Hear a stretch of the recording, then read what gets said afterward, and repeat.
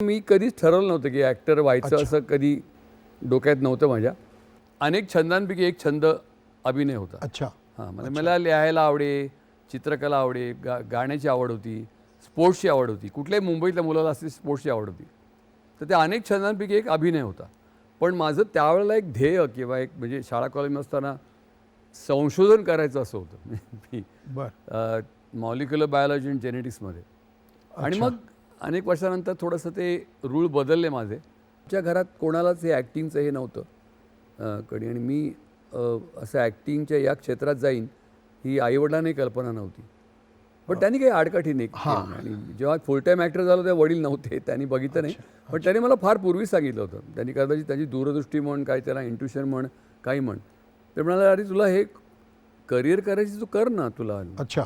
तर मी म्हटलं, बाबा नाही अहो ह्याची करिअर नाही होऊ शकत असं त्यांना मी सुचवलं होतं. आणि जेव्हा खरोखर करिअर केली तेव्हा ते नव्हते म्हणजे त्या असं. आणि खूप खूप नंतर म्हणजे मी नाटक एक लिहिलं, स्वतः प्रोड्यूस केलं, डायरेक्ट केलं, त्या 6 भूमिका केल्या हसवापसी.